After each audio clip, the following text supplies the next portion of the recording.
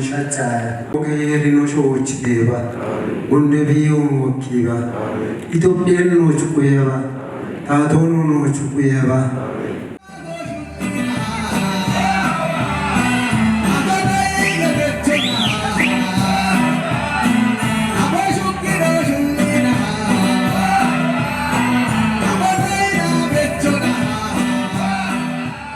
ሊሰራልን ይገባል። እንደኛ አካባቢ ሊጠናከር ይገባል ብዬ ማስበው አንደኛ የቦንጋ ውሃ ለዘመናት ስንጠይቅ የነበረ ወደ 17-18 ዓመት ያስቆጠረ የቦንጋ የንጹህ መጠጥ ውሃ ግንባታ ከሌሎች ጋር ያው ድሉ ተሰጥቶን ሳይሰራ መቆየቱ የህዝብ ጥያቄ ነው የሆነው። የቦንጋ ከተማ በውሃ የተከበበ ከተማ ነው። ከየትኛውም ከተማ እኔ ይመስለኛል ቦንጋ በዚህ ጉዳይ በጣም እድለኛ ነው። ውሃ አለ፣ በቀኝ በኩል ድንቻ፣ በግራ በኩል ባሪታ አለ፣ ውሃዎች አሉ።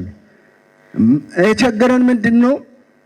የእድል ጉዳይ ይመስለኛል። መንግስትም ቢሆን ማዕከላዊ መንግስት በፌደራል ደረጃ የጉድጓድ ቁፋሮ የጥልቅ ጉድጓድ ቁፋሮ ለቦንጋ ውሃ ለማቅረብ ተደርጓል። ዝም ብሎ መንግስት ሳይሰራ ያለፈ ጉዳይ አይደለም። ነገር ግን አጋጣሚ ሆኖ የድንቻ ወንዝ ወይም የድንቻ ጥልቅ ጉድጓድ አይረን በመብዛቱ ምክንያት ለውሃ ለመጠጥ ሊሆን አልቻለም እና ጥራ ከተባለም ደግሞ ከፍተኛ የሆነ ወጪ ስለሚያስፈልግ ተብሎ አማራጮች እየተፈለጉ ነው ያሉ። አማራጮች ላይ ግን በጣም ትኩረት ቢሰጥ ቅድም የተባለ ነገር አለ። ከተማን የብልጽግና ትሩፋት ውስጥ አንዱ ነው የከተማ መስፋፋት። ጎብኚዎች ቢመጡም እንግዶች ቢመጡም የሚያርፉት ከተማ ውስጥ። ከተማ ደግሞ ውሃ ከሌለው በፍጹም ማረፍም አይደለም መቆየትም አይደለም ማረፍም አይችሉም። አይ እዛ ቦታ እኮ ውሃ የለም እየተባለ ይታለፋል። ስለዚህ ይሄ እድል ደግሞ እንዳመጣ በአሁኑ ጊዜ እውነት ለመናገር እናንተ ራሳቸው እስቲ ሁለት ሆቴሎችን ጠቁማለሁ፣ ሄዳቸው አነጋግሩ። ኮፊላንድ እጅግ በጣም በቦንጋ ከተማ ውስጥ አለ ከሚባሉ ሆቴሎች አንዱ ነው። ውሃ ችግር አለ። እንግዶች እጅግ በጣም ተማረው የሚሄዱበት አንዱ ሆቴል ነው ማለት ነው። ወደ ላይ ስትወጡ ደግሞ የአቶ አዳረ ሆቴል አለ፣ ውሃ የለውም እና እንደ ምሳሌ ነውና የውሃ ጉዳይ አሁንም ቢሆን ለቦንጋ ከተማ ትልቅ ኢሹ ስለሆነ ብታይ የሚፈታበት ሁኔታ። የቦንጋ ውሃ ጉዳይ በተደጋጋሚ በዚህ መድረክ ይነሳል። ይህን ችግር ለመፍታት ቅድም አንድ አባት በደንብ አድርገው አንስተዋል ስላለው ጉዳይ። በተጨባጭም ችግሩ ምን እንደሆነም በደንብ አድርጎ አስቀምጠዋል። እየተደረገ የነበረውንም ጥረት በደንብ አድርጎ አስቀምጠዋል። እሱ ችግር እንዴት ሊፈታ ይችላል የሚለው ነገር ቀጣይ ጥናት እየተደረገ መሄድ እንዳለ ሆኖ ግን የክልሉ መንግስት የቦንጋን ከተማ የውሃ ችግር ለመፍታት ሰፊ ስራዎች ነው እየሰራ ያለው። ከ90 ሚሊዮን ብር በላይ የክልሉ መንግስት በጅቶ የቦንጓን ውሃ ተደራሽ ሊሆን የሚችልበትን ነባራዊ ሁኔታ ከመፍጠር አንጻር በርካታ መሰረተ ልማቶችን በመስራት አሁን ባለን ግምገማ በተነጻጻሪ ውሃ የማግኘት እድል እየፈጠረ ያለበት ሂደት እንዳለ እንገመግማለን። ግን በዚህች 1 ወር 2 ወር የማሽኑ ሆዝ ፈንትዶ ቢያንስ ውሃ በየአካባቢው መድረስ ያልቻለበት ሂደት አለ። ይሄን ከተማ አስተዳደሩ ኦልሞስት ይሄንን ሆዝ ገዝቶ አሁን ሜንቴን እያደረገ ነው። በአጭር ጊዜ አሁን ያጋጠመው የውሃ ችግር ይፈታል። ነገር ግን ይሄ የውሃ አክሰስ ሲፈጠር ቦንጋ ውስጥ በዛ ጊዜ ቦንጋ ከተማ ላይ የሚኖረው ህዝብና ዛሬ የቦንጋ ከተማ የደረሰበት አይገናኝም። ሰው ይሄንን ሊመጥን የሚችል ውሃ ማሰብ ይጠይቃል ማለት ነው እንደተባለው። ቀጣይም የቦንጋን ከተማ እድገት ታሳቢ ባደረገ መልኩ ሰፊ ስራ መስራት ይጠይቃል። ይሄን ከፌደራል መንግስት ጋራ ከፌደራል ውሃ ሀብት ሚኒስቴር ጋርም እየተሰሩ በርካታ ስራዎች አሉ። ሀብት የማፈላለግ ስራዎችን ለመስራት ጥረት እየተደረገ ያለበት ሂደት አለ። አማራጮችን ቀጣይ እየታየ ሊሄድ ይችላል። ግን ጊዜያዊ መፍትሄ እንደ ክልል መንግስትም እየተሰጠ እየሄደ እንዳለ በዛ ደረጃ ትኩረት ይደረግ ነው። ቦንጋ ከተማ ይሄ የተሰበረው መንገድ አይታችሁ ከሆነ አይሆፕ በዚህ ቆይታ በ2 ቀን ውስጥ ማየታችሁ አልቀረም። ያ መንገድ የተሰበረው ከዚህ ቀደም የነበረ 1220 የሚባል ቱቧል። እሱ ተቀብሮ ከዛሬ ስንት ዓመት ውሃ የሚተላለፍበት ቦታ ነው። ያ ቦታ መንገዱን ሲሰሩ መዝጋት ያለባቸውም እየተባለ ዘግቶ ሲሄዱ ነው ያ መንገድ የፈረሰው። መፍረስ የሌለበት ነው። መንገዱ ብቻ ሳይሆን እታች ያለውን ህዝብ ጭምር ዛሬ ሜዳ ላይ ጥሎ ሄደው። ስለዚህ እሱ ብቻም አይደለም፣ ወደ ማረሚያም ወደ ቀድሞ ማረሚያ ይባላል። በዛ በለውጥ መንገድ በሚዛን በዛ በሚሄዱ እዛም እንደዚሁ ነው። ስለዚህ እዛ ላይ ያለውን እንደ መንግስት ትኩረት ተሰጥቶ ያ ነገር እንደገና ወይ የሚሰራበት ሁኔታ ወይም የሚጠገንበት ሁኔታ በቴክኖሎጂ ቢፈጠር ጥሩ ነው የሚል ነገር ስላለኝ ነው። የቦንጋ ከተማ አቋርጦ የሚያስገባ አንድ መስመር መንገድ ነው ያለን። መንገዱ ምናልባት ጊዜ ካላችሁ እናንተ አይታችሁ ብትሄዱልን በህዝብ ስም በአክብሮት ነው የሚጠይቀው። መሸጋገሪያ የለንም። የተቆረጠ ታይቶ በተገቢ ሁኔታ በተለያየ ድልድይ ግንባታ ካልተሻገርን አማራጭ የሌለንና ችግር ውስጥ ያለን መሆኑ ብታይልን የሚል ነገር ነው ያለኝ። አንደኛው በከተማ መካከል የተፈጠረው ናዳ ቅድምም ወንድሞቼ አንስቶ አልደግመውም። ነገር ግን አንድ ነገር ብዬ ለማለፍ ስለፈለኩ ነው። ቶሎ አስቸኳይ መፍትሄ ካላገኘ የቦንጋ ከተማ ደሴት ሆና መቅረቷል። ምመጣም አይኖርም ምገባም አይኖርም። የቦንጋ ከተማ የመንገድ ጉዳይና ናዳ ጋር ተያይዞ የተነሳው ጉዳይ ይሄን እኛም እዚህ ስለምንኖር በደንብ እናውቀዋለን። የምንጠቀምበት መንገድ ነው። ትልቅ መሰረታዊ ችግር አለበት። ናዳውም እንደተባለው ከመንገድም አልፎ ነዋሪው ላይ አደጋ ሊያደርስ የሚችልበትም ሁኔታ ሊኖር ስለሚችል ይሄን በታቀደ እና እጅግ በጣም ከፍ ባለ መንገድ አስቦ መሄድ ይፈልጋል። ይህንን ቀጣይ የፌዴራል መንገድ እንደመሆኑ መጠን በፌዴራል ደረጃ መሰራት ያለባቸው ጉዳዮች ፌዴራሎች ወስዶ ይሰራሉ። እንደ ክልል ደግሞ እኛ መስራት ያለብን ጉዳዮች፣ እንደ ዞንም መስራት ያለብን ጉዳዮች ትኩረት አድርጎ መስራት ያስፈልጋል። እንደተባለው አሁን በዛ አካባቢ ላይ ያሉ ማህበረሰቦች ሌላ ተለዋጭ ቦታ ተሰጥቷቸው ሊነሱ የሚችሉበት ነገር ካልተፈጠረ በስተቀር አሁን እያየን በአጋጣሚ ችግሩ የሚያጋጥም ከሆነ ሊያስቸግር ይችላል።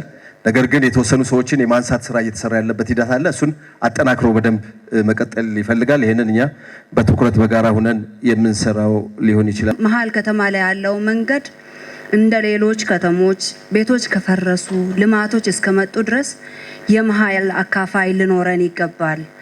ምክንያቱም የመኪናው ቁጥር ከፍተኛ ነው። ቀድሞ የተሰራው መንገድ ቀድሞ ባለው የከተማ እድገት ደረጃ ታስቦ የተሰራ ስለሆነ አሁን ካለው የከተማው እድገትም ሆነ የከተማው ነዋሪ ቁጥር ጋር ካለው የመኪና ፍሰት ጋር ተመጣጣኝ ስላልሆነ የመንገድ ጥገናው ስራ ሲታሰብበት ከዛ ጋር ተያይዞ የመሀል አካፋይ ቢኖረንና መሀል ላይ ከተማ መሀል ላይ ያሉ መንገዶች ምቹ ቢሆኑ ለትራፊክ አደጋም እንዳንጋለጥ ልጆቻችን እንዳይሞቱ እኛም እንዳንጠፋ መንግስት ተገቢውን ድጋፍ እንዲያደርግልን እኛም እንደ ከተማ ነዋሪ የሚጠበቅብንን አስተዋጽኦ ሁሉ ልናደርግ እንደምንችል በራሴ ቃል መግባት እፈልጋለሁ።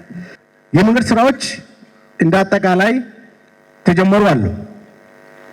አሁን የኢትዮጵያ መንገዶች አስተዳደር የጀመረው የጌሻ መንገድ አለ። የድሬ ማሻ መንገድ ጥሩ ነው። ነገር ግን ዲሌይድ ዘግይቷል። የአስተዳደርና የሎጂስቲክ ጉዳይ ክረምት ላይ ነው መሰራት ያለበት። ገና በቀደም ሂዳር ነው የማስታወቂያ ያወጣው ነው። የኛን አካባቢ ሲኔሜዳር ይታወቃል ባህሪው። ከመጋቢት በኋላ ኦልሬዲ ዝናብ ነው የሚሆነው። ስለዚህ ያም የሚፋጠንበትን ሁኔታ ቢፈጠር የሚፋጠን ከተርጫ ጋር ተያዘ ከተርጫ አማያ ቦንጋ እሱም እንደዚሁ ለምን ህዝብ መስሪያ ቤቶች አሉ። እዛም የብዙ ከተሞች አንዱ ነው። በእነዚህ ሁለት ቦታዎች ላይ ህብረተሰቡ የራሱን ብሶት ከአገልግሎት ጋር ተያይዞ ለማግኘት ሲሄድ በጅማ ዞሮ ነው የሚሄደው። ሊሆን አይገባም። ከዛ የሚመጣው በጅማ ዞሮ ነው እዚህ የሚመጣው፣ ከዚህ ሚዛን የሚሄደው። ስለዚህ ያ መንገዶች ትኩረት ተሰጥቶ የሚፋጠኑበት ሁኔታ ቢፈጠር ጥሩ ነው። ተርጫ አመያ መንገድ ጋር ተያይዞ የተነሱ ጉዳዮች አሉ። ይሄም መንገድም አይ ቲንክ በፌዴራል የተያዘ መንገድ ነው። ነገር ግን መንገዱን አክሰስ ለማድረግ በየጊዜው የሚያጋጥሙ ችግሮችን እንደ ክልልም ኢንተርቬን እያደረግን እየሰራን አገልግሎት እንዲሰጥ እየተደረገ ያለበት ሂደት አለ። ግን እንደተባለው የተቋረጠው የአስፓልት መንገድ ተጀምሮ ቢጠናቀቅ ኢኮኖሚያዊ ፋይዳው፣ ማህበራዊ ፋይዳው እጅግ በጣም ትልቅ ነው ሊሆን የሚችልና እንደተባለው በፌዴራልም ትኩረት ሊሰጥበት የሚችልበትን ጉዳይ በዛ ደረጃ ቢታይ ጥሩ ነው። በፌዴራል ደረጃ አንዱ ተጋግዘን የምንሰራው የከፋ ዘመን መለወጫ እና እዚህ ያለው ኢንዲጂነስ ዊዝደም ኖውሌጅ እና የስልጣኔ ምልክቶች በዩኔስኮ እንዲመዘገቡ ጥያቄ ቀርቧል አይደል? በነገራችን ላይ የከፋ ህዝብ በኢትዮጵያ ውስጥ በጥንታዊ ስልጣኔ ከሚታወቁ ማህበረሰቦች አንዱ ነው። እጅግ የሚገርም የተደራጀ እኔ ባህላዊ አስተዳደር አልቀበልም። እንደ ታሪክ ተማሪ የመጀመሪያ ዲግሪን የተማርኩት ታሪክ ነው። ይሄ ለምሳሌ ከፋ ላይ ያለውን የኪንግደም ስርዓት ባህላዊ ስርዓት የሚል ሰው አልቀበልም። እኔ ጥንታዊ የተደራጀ የሰለጠነ የፖለቲካ ስርዓት ነው የምለው። ስለዚህ ይሄ የተደራጀ የሰለጠነ ጥንታዊ የፖለቲካ አስተዳደር ስርዓት የዘመን መለወጫ ሌሎችንም ድንቅ ባህሎች ሲመዘገቡ ለኛ ለሁላችን ኩራት ነው። የከፋ የዚህ አካባቢ ያለው ወጥቶ ሲመዘገብ ለሁላችን ምንድነው? ኩራታችን ነው። ለኢትዮጵያውያን ኩራት ነው። ኢትዮጵያ ለዓለም ካበረከተቻቸው ዊዝደምስ ውስጥ የሚመዘገብ ነው። የሁላችንም ኩራት ነው። ስለዚህ ከዚህ አኳያ ከዞኑ አስተዳደር ከክልሉ መንግስትና በፌደራል ደረጃ ማድረግ የሚገባን ነገር በሙሉ መስፈርት አለው። በዛ መስፈርት መሰረት ለመስራት እኔም ይሄንን ሐሳብ እንደተቀበልኩ ቃል ለመግባት ነው ማለት ነው። የደቡብ ምዕራብ ኢትዮጵያ ክልሎችና ዞኖች ህዝቦች ልማት ፈላጊ ናቸው፣ ሰላም ፈላጊ ናቸው። ይሄ በጣም በዓለም ደረጃ ምን ይመስለኛል፣ በአገር ደረጃ የሚታወቅ ይመስለኛል። ስለዚህ ልማት ፈላጊ ሲሆኑ ያለውን ሀብት የመጠቀሙ ቴንደንሲ ግን በጣም አነስተኛ ነው። ሀብት አለ፣ መጠቀም አልቻሉም። ቅድም ወንድሜ ከታች አቶ አለማየሁ ያቀረበው ነገር አለ። ከጫካ ጋር ተያይዞ ያለው ነገር ከማዕድን ጋር ተያይዞ ያለ ነገር እጅግ በጣም ከቡና ከኮሮርማ ከሌሎችም ቅመሞች ጋር ያለው ነገር ትልቅ ሀብት አለ። ነገር ግን ወደ አግሮ ኢንዱስትሪ በመቀየር እዛች ላይ ነው ስትሬስ የማደርገው። ወደ አግሮ ኢንዱስትሪ በመቀየር ወጣቶች በዛ ታቅፎ አብዞርቤድ ሆኖ ማለት ነው ስራ አጥ ወጣቶች በዛ ውስጥ ገብቶና ተሳትፎ አሁን የአዋሳን ትልቅ ነገር ነው እያየን ያለ ነው። ጨርቃ ጨርቅ እንትን በመቋቋሙ ምክንያት ስንት ወጣት ነው እዛ ውስጥ ገብቶ እፎ ያለው። ስለዚህ እዚህም የሚያሳርፍ ጉዳይና ሀብት ስላለ አግሮ ኢንዱስትሪ ቢስፋፋ በቡና ላይ፣ በኮሮርማ ላይ፣ በማር ላይ፣ በማዕድን ላይ እነዚህ ፋብሪካዎች ቢታቀዱ ዛሬ ይሆናል የሚል ግምት መሆንም አይችልም። የሀገሪቱ ሀብት ውስን ስለሆነ ነገር ግን እቅድ ተይዞ ፕላን ተደርጎ በአግባቡ አግሮ ኢንዱስትሪ ወደዚህ አካባቢ የሚሰፋበት አቅጣጫ ቢነደፍ ለሀገሪቱም ለአካባቢም ይጠቅማል የሚል የራሴ ሀሳብ አለኝና በዚህ ላይ በጣም ትኩረት ቢሰጥ ጥሩ ነው። ከአግሮ ኢንዱስትሪ ጋር ተያይዞ ሁሌም መድረኮች በተፈጠሩ ጊዜ ይነሳል ይሄ ጥያቄ። ከፋ ላይ ወይም ደግሞ ቦንጋ ከተማ ብቻ ሳይሆን አብዛኛው የክልላችን አካባቢዎች ላይ ጥያቄው ይነሳል። በጣም መሰረታዊ ጥያቄ ነው። ግን እኛ እንደ ክልል ማድረግ ያለብንን ነገር ለማንሳት ነው። እንደተባለው አግሮ ኢንዱስትሪ ያስፈልገናል። እንደ ሀገርም ከተቀመጡ አቅጣጫዎች አንዱ እንደ ክልል አንድ ስትራቴጂክ የሆነ ኢንቨስትመንት በክልል ውስጥ እንዲኖር አቅጣጫ ተቀምጧል። ይህንን ተግባራዊ ለማድረግ የክልሉ መንግስትም አቅዶ እየሰራ ያለበት ሂደቶች አሉ። ቅድም ለማንሳት እንደሞከርኩት በቦንጋ ከተማም ለዚህ ለኢንዱስትሪ ኤሪያ ማዘጋጃ ወደ 100 ሄክታር መሬት እየተዘጋጀ ያለበት ሂደት አለ። ይህን በፍጥነት በመጨረስ ቀጥሎ ባለሀብት ኢንቫይት የምናደርግበትና በአካባቢያችን ያለውን ግብዓት ተጠቅሞ አይ ቲንክ ፕሮሰስ ሊያደርግ የሚችል ኢንዱስትሪዎች እንዲመጡ ለማድረግ በጋራ የምንሰራው ነው የሚሆነው። ግን አንድ ትልቁ መያዝ ያለበት ጉዳይ አሁን ለምሳሌ እኛ የቦንጋ አካባቢ የከፋ ዞንን ጨምሮ ትልቅ የፍራፍሬ ሀብት አቅም አለን ብለን እናነሳለን። ግን ጠለቅ ብለን ገብተን ስናይ ግን በጣም መስራት የሚገቡን ጉዳዮች አሉ እንደ ክልል ማለት ነው። ሪሊ አንድ ኢንዱስትሪ አምጥተን ብንከፍት ለዛ ኢንዱስትሪ አመቱን ሙሉ አይደለም 6 ወር አይደለም 3 ወር በተከታታይ ግብዓት ማቅረብ የሚችል አቅም ፈጥረን አለው የሚለው ነገር በደንብ መታየት መቻል አለበት። ይሄን የክልልም መንግስት፣ የዞንም መንግስት፣ የወረዳም መንግስት፣ የከተማ መንግስትን ጨምሮ በተገቢ ሁኔታ መስራት ካልቻልን በስተቀር ፍላጎቱ ጥሩ ነው፣ ኢንቨስትመንቱ ያስፈልጋል፣ ለሀገርም ለክልልም ለአካባቢም ጠቃሚ ነው።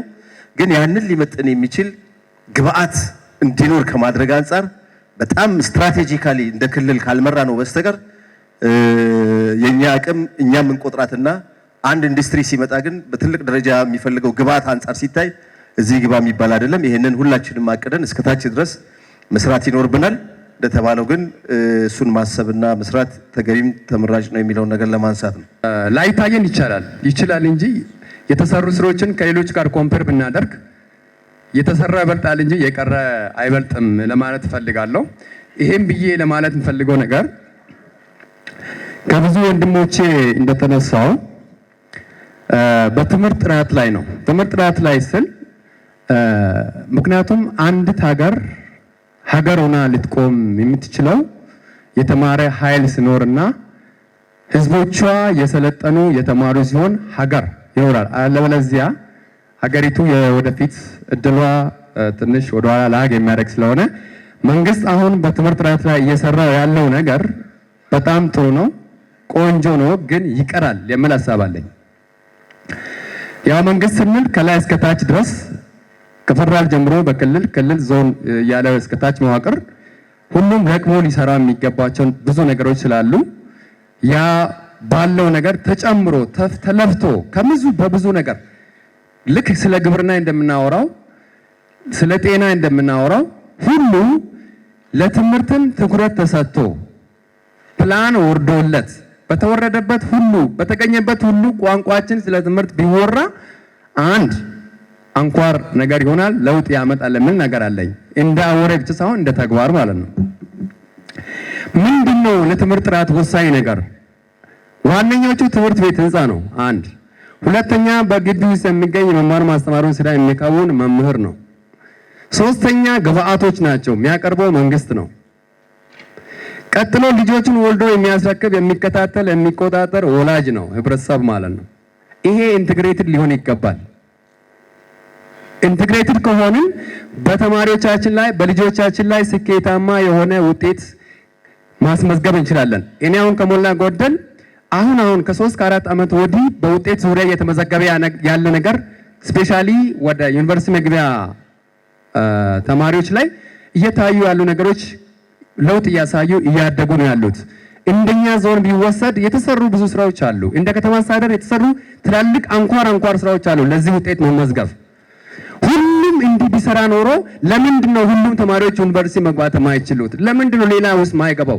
ሌላ ለምንድን ነው ወጥሮ የማይሰራው? መስራት ይቻላል። መምህር እንደመሆነ መጠን ከፌደራልም ለመጡ አካላት አደራም ለማለት ጥያቄዎቻችን ሂደቱን ጠብቆም እዛ ጫፍ ላይ እንዲደርሱ በማሰብ ታግዶ የነበረ የደረጃ እድገት ነበረ ለመምህራን። አሁን እዚህ ጋር ዝርዝር ነገሩን ማውራት አልፈልግም። ይሄንን ነገር የሚመሩ አካላት በደንብ ያውቃሉ። ነገር ግን በተደጋጋሚ በመምህራን ማህበር ጉባኤ በተለያዩ ምክር ቤቶች እስከ ፓርላማ ድረስ ጥያቄ ቀርቦ በቀደም በተደረገው የደሞዝ ማሻሻያ መልስ ያገኛል ተብሎ በተስፋ ሲጠበቅ የነበረ ነበር። ነገር ግን አሁንም ምላሽ አላገኘም። ስለ ትምህርት ጥራት ካወራን የትምህርት ጥራት እንዲጠበቅ የሚያደርጉ ነገሮችን ታሳቢ ልናደርግ ይገባል። እኛም ዜጎች ነን። ደረጃ እድገት አልተፈቀደልንም ብለን ልጆቻችንን እንበድላለን ማለት ሳይሆን፣ ነገር ግን ደግሞ እንደ ሰው እንደ ዜጋ ለምናደርገው አገልግሎት ተገቢውን ምላሽ ልናገኝ ይገባል። ከዛ ጋር ተያይዞ የከፊኖኖ ወይም የከፍኛ ቋንቋ የስራ ቋንቋ ከመሆንም አልፎ እስከ ዩኒቨርሲቲ ድረስ ከሪክለም ተዘጋጅቶለት ስልጠና እየተሰጠ መምህራን እየተመለመሉ እየሰለጠኑ እየተመረቁ እየወጡ እንደሆነ ይታወቃል። ነገር ግን ከቅርብ ጊዜ ወዲህ ፒጂዲቲ ያልሰለጠኑና ኤግዛም ያላለፉ መምህራን የትምህርት ማሻሻያቸው አያዝላቸውም የሚል መመሪያ ወርዷል። ከዛ ጋር ተያይዞ እስከ ዩኒቨርሲቲ መዋቅር ያለውን ጥያቄ ሂደቱን ጠብቀን ማቅረብ ፈልገናል። እዛ ያሉ ሰዎች ጋርም ኮሚኒኬት ለማድረግ ችለናል። ነገር ግን ለዩኒቨርሲቲው የፒጂዲቲ መርሃ ግብር እንዲያሰለጥን አልተፈቀደለትም፣ በከፊል ሆኖ ማለቴ ነው። ስለዚህ ያ ባለመሆኑ መምህራኑ ሌላ ቦታ ሄዶ እንዳይሰለጥኑ በሄዱበት እናንተ ሳብጀክት ኤሪያ የሚባል ነገር አለና እሱን ለማሰልጠን አንችልም፣ እሱን ኮርስ ሳንሰጥ ደግሞ የተሟላ ሰርቲፊኬት መስጠት ስለማንችል አንቀበላችሁም ተብሎ ተመልሰዋል። ሌላው የመምህራን ጥቅማ ጥቅምን በተመለከተ ነው። መምህራን ጥቅማ ጥቅም እንግዲህ በአንዲት ሀገር ውስጥ የተዥጎረጎረ ነገር ይታያል። አዲስ አበባ ላይ ያለው ሌላ ነገር ነው፣ ኦሮሚያ ላይ ያለው ነገር ነው፣ ደቡብ ላይ ያለው ሌላ ነው፣ እዚህ ደቡብ ምዕራብ ላይ ያለው የተለየ ነው። ስንመጣ ግን እንደኔ አረዳድ የደቡብ ምዕራብ ትንሽ ጫፍ ላይ ያለ ነው መስለኝ ሲያይ። የተለያዩ ጥቅማ ጥቅሞች ይገኛሉ፣ ይሰጣሉ። ግን ወደኛ ስንመጣ የለም። የትራንስፖርት አገልግሎት ያው ለእናንተ መናገር አስፈላጊ አይደለም፣ ታውቃላችሁ። አዲስ አበባ ላይ ያለውና ወደዚህ ሲመጣ መምህሩ ደክሞ ዝሎ በፀሐይ ተጉዞ በዝናብ በስብሶ ክላስ ሲገባና ራሱን ጠብቆ ሴፍ አድርጎ ገብቶ ክላስ የሚያቀርበው ነገር በጣም የተለያየ ነው እንደ ትራንስፖርት። ሌላው እንደ አንኳር ሊያዝ የሚገባ ብዬ ነገር የምናገረው ለመምህር ቋሚ የሆነ ጥቅማ ጥቅም ሊጠበቅለት ይገባል እላለሁ። ቢታሰብ እናገር። ለምሳሌ ለጤና ባለሙያዎች በቅርቡ የታሰበ ነገር አለ። እንደዚህ ሁሉ ለመምህር ለምሳሌ ልጁን ያስተምራል፣ ዩኒቨርሲቲ ሲያስገባ የውጭ መጋራት የመምህር ልጅ ነፃ ቢሆን፣ እንደዚህ ደግሞ ያው የመምህሩን የገቢ ሁኔታ እያልን ያው ሁሉ መናገር ትንሽ ቢከብድም አሁን እድሜ ለለውጡ መንግስት በፊቱ የተሻለ ጥሩ ነገር አሁን አለ። ቢሆንም ግን አሁን ኮምፒት ማድረግ አልቻለም። ምክንያቱም እኩል ነው የተደረገልን፣ ከሌላው ሲቪል ሰርቫንት የተለየ ነገር አይደለም። ግን ለየት ያለ ነገር ለመምህሩ ቢኖርና መምህሩ ልጁን ለማስተማር የሚያወጣው ወጪ ለማበረታቻ ያህል ለመምህሩ ቢያወጣም ዙሮ ለህብረተሰብ ነውና የሚያደርገው ይሄ ነገር ቢታሰብ፣ የሕክምና ሁኔታ ቢታሰብ የሚል ነገር አለኝ፣ ትራንስፖርትን ጨምሮ ማለት ነው። ሌላው ደግሞ ተደራጅቶ ያላገኙ መምህራን አሉ። ሙሉ በሙሉ አግኝቷል ማለት ትንሽ አስቸግርም ወይ? ለነሱስ እስከ መች ድረስ ነው የሚሰጣቸው? ከትምህርት አኳያ ግን በጣም ምርጥ ሀሳቦች፣ በጣም ውድ መምህራን አንስታቸዋል። መንግስት በትምህርት ዘርፍ ላይ የሰጠው ትኩረት እጅግ በጣም ከፍ ያለ ነው። ክቡር አቶ ሳዳት ቅድም እንዳነሳው አንደኛው ብዙ ስራ ክልሉ፣ ዞኑ፣ ከተማ አስተዳደርና ወረዳዎች ነው የሚሰሩት። ክልሉ፣ ዞኑ፣ ከተማ አስተዳደሮች የሚሰሩት ምንድን ነው? የትምህርት ቤቶችን ደረጃ ማሻሻል። የትምህርት ቤቶችን ደረጃ ማሻሻል በማን ነው የሚሰራው? በክልል፣ በዞን፣ በወረዳ፣ በከተማ አስተዳደር ነው። ህንፃው፣ ግቢው፣ ስፖርት ሜዳው፣ ላይብረሪው፣ ላብራቶሪው፣ አይቲ ሴንተሩ ሁሉም ማለት ነው። መምህራንን በተመለከተ ግን የክልል መንግስትና የፌደራል መንግስት በጋራ ነው የምንሰራው። ስልጠናዎች ተጀምሯል። በጣም ብዙ የቆመ ስልጠና የለም። አንዳንድ በቅደም ተከተል ካልሆነ በስተቀር ስልጠናዎች ተጀምረዋል። በዚህ ዙሪያ ላይ የመምህራንን አቅም ማጎልበቻና ማሻሻያ፣ ከዛ ውጪ ደግሞ ቤተሰብ እና አካባቢው አስተዳደር የተማሪዎች ስነ ምግባር መስራት በጋራ ነው የምንሰራው። ደሞዝና ጥቅማ ጥቅም በተመለከተ ክልሉ በጣም ምሳሌ የሚሆን አንድ ስራ ሰርቷል። በደንብ መመዝገን ያለበት ለምሳሌ መምህራን የቤት መስሪያ ቦታ ጠይቀው ምን አድርጓል ማለት ነው? የክልሉ መንግስት መመለስ ጀምሯል። ደሞዝን፣ ጥቅማ ጥቅምን፣ ደረጃ እድገትን በተመለከተ በኢትዮጵያ አቅም ልክ ምላሽ ለመስጠት ጥረት እያደረግን ነው። በቂ ነው ወይ ካላችሁ ብዙ ያስፈልጋል። ሰላማችን ጠብቀን ልማታችን አስቀጥለን የኢትዮጵያን ብልጽግና ይሁን ስናደርግ የበለጠ እየተሻሻለ ይሄዳል። ስፔሲፊክ የሆኑ ትምህርት ተቋማትና ድሬስ የሚያደርጉ ነገሮችም ደግሞ እየተጠናከሩ ይሄዳሉ። አሁን ባለን አቅም ልክ በቅንነት ባለን አቅም ልክ በከፍተኛ ትኩረት አድሬስ ለማድረግ ተሞክሯል። ቀጥሎ ብዙ ጥያቄዎች እንዳላችሁ እናውቃለን። አንዳንዶቹ ከኢትዮጵያ አጠቃላይ አቅም ጋር ይያያዛል። ስለዚህ እነዚህን ደግሞ ተራ በተራ እየመለስን ከመሄድ አኳያ መንግስት ጋር የተለየ ነገር የለውም። ቅድም የተባለው የሰላም ጉዳይ ከመሞታችን ከመጥፋታችን የተሰሩ ልማቶች ከመውደማቸው በፊት አሁን ሰው ወራትን ፈጅቶ ቀንና ሌሊት ሰርቶ የሆነ ነገር እያለማ ነው። ነገር ግን እናውድም ብንል ቀንና ሌሊት አይፈጅም ማውደም።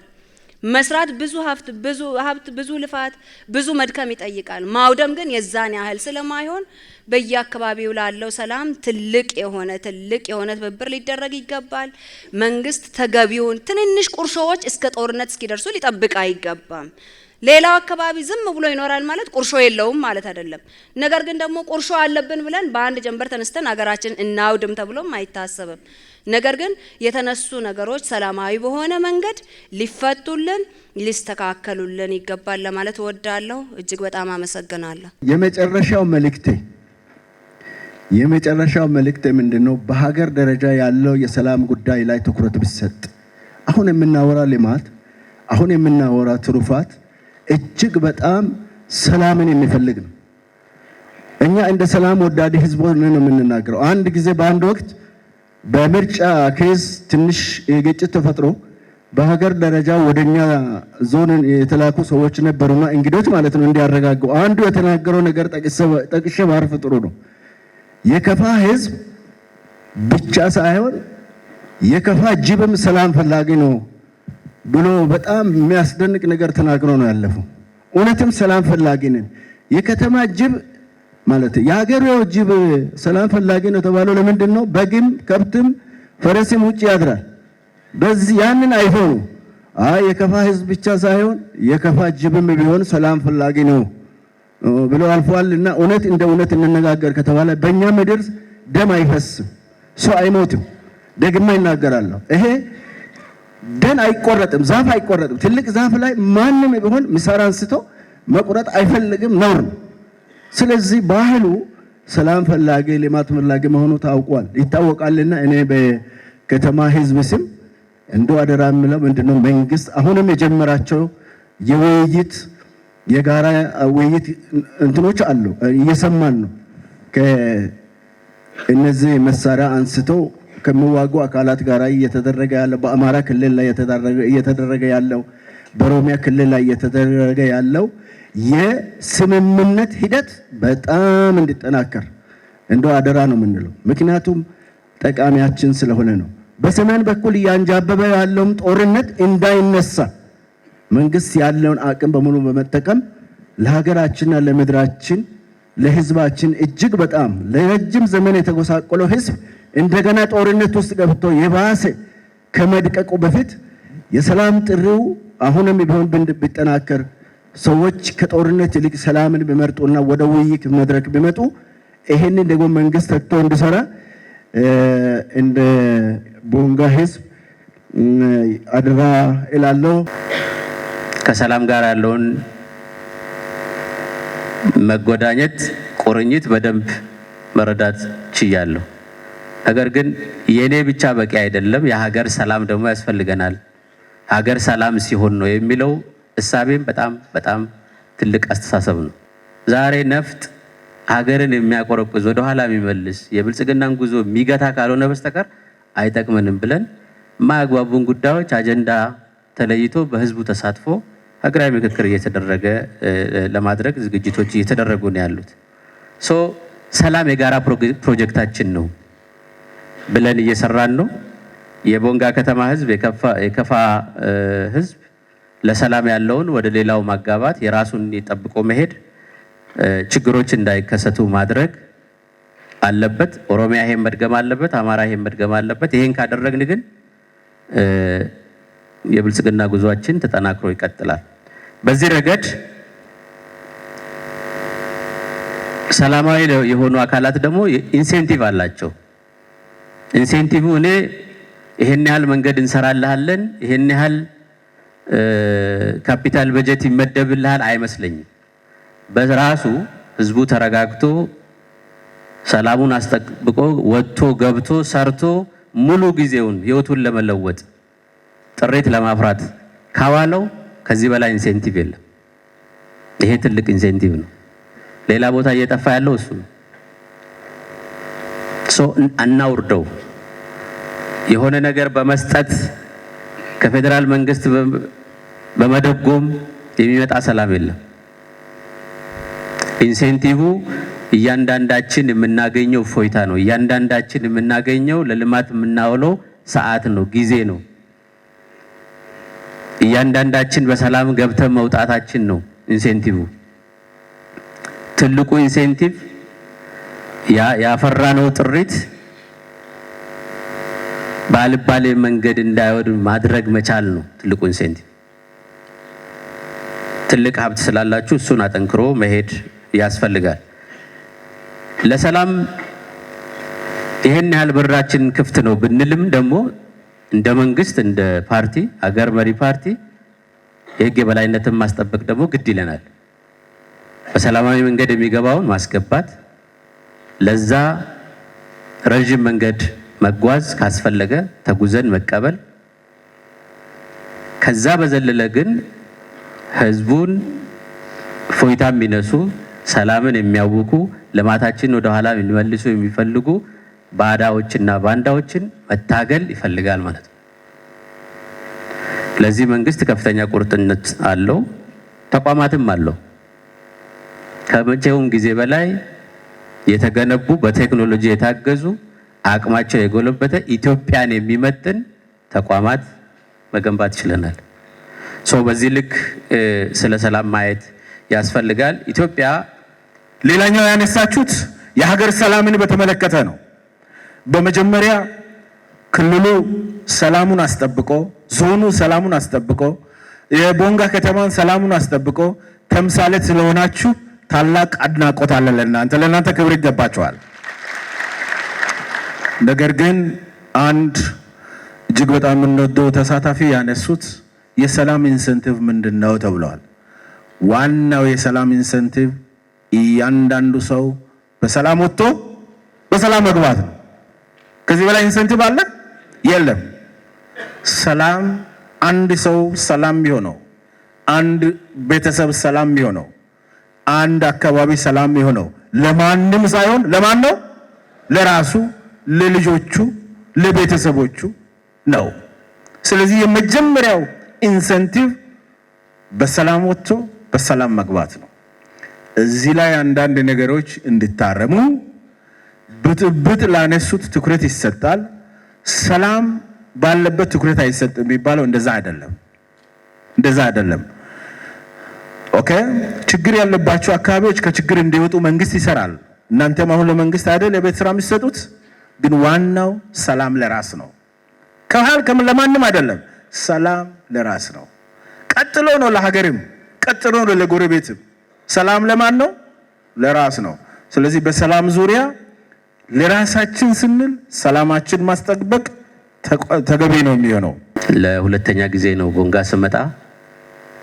ከዚህ በፊት መድረኩም አሁን ያየሁትን መድረክ በሀገር ደረጃ አቅደን የሰራናቸውን ስራዎች በአግባቡ እውቅና የሚሰጥ ህዝብ ነው እዚህ ያለው። ይሄ ትልቅ ሀብት ነው። በክልል ደረጃ የተሰሩትንም ስራዎች በአግባቡ መዝኖ ስኬቶቹን የኔ ነው ብሎ ወስዶ እውቅና የሚሰጥ ህዝብ ነው ያለው።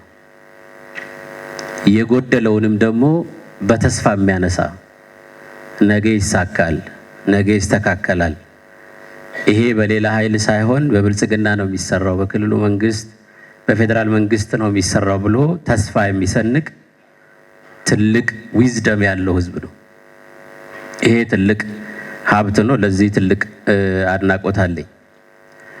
ለዚህ ነው ብልጽግና ብዙ ጊዜ በህዝቡ ስለሚተማመን ለህዝብ ቀረብ ብለን የሰራናቸውን ስራዎች ህዝብ እንዴት ያያቸዋል የሚለውን በጋራ እንገምግም የሚለው። እንደዚህ አይነት ሀሳቦች እንዲሰጡ ነው፣ ሚዛናዊ ሀሳቦች እንዲመጡ ነው። የጎደሉም ካሉ ሀሳብ ወስደን በየደረጃ ያለው መዋቅር አቅዶ ህዝቡን አሳትፎ በሚገባ መስራት እንዲችል ነው። ስለሆነም የዛሬው የውይይታችንን ዓላማ ከዚህ አንጻር ስመዝነው በጣም የተሳካ ነው ብዬ ነው የምወስደው። ከፋ በአጠቃላይ የስልጡን ህዝብ ነው። በጥንታዊ ስልጣኔ የሚታወቅ ነው። ከፋ የጀግኖች ምድር ነው አይደል? የነ ንጉስ ጋኬ ሸረቸው ሳይንቲስቶች የወጡበት ነው። እንደ ኢንጂነር ሳይንቲስት ቅጣው እጅጉ፣ ሌሎችም በጣም ብዙ ሰዎች ጀግኖች የወጡበት ነው። አገርን የሚወድ በህብረ ብሔራዊ አንድነት የሚያምን እጅግ ዊዝደም ያላቸው ታላላቆች፣ ወጣቶች፣ ሴቶች፣ ምሁራን መፍለቂያ ነው። በጋራ ከተጋገዝን ይሄን ክልል ብቻ አይደለም ዞኑንም ከተማ ምናምን ብቻ ሳይሆን ቦንጋንም ዞኑንም ክልሉንም መቀየር እንችላለን። ብቻ ሳይሆን ኢትዮጵያንም መቀየር እንችላለን። ግን እስካሁን ላለው አድንቃችሁ ሌላ ጊዜም እንዲጠናከር ያነሳችሁትን ነገር ክቡር ጠቅላይ ሚኒስትሩም እንዲያውቁ እናደርጋለን። በጋራ ከተጋገዝን ኢትዮጵያንም ደቡብ ምዕራብ ኢትዮጵያንም ካፋንም ቦንጋንም እንቀይራለን። የኢትዮጵያን ማንሰራራት እውን እናደርጋለን። እንወዳቸዋለን። በጣም እናመሰግናለን።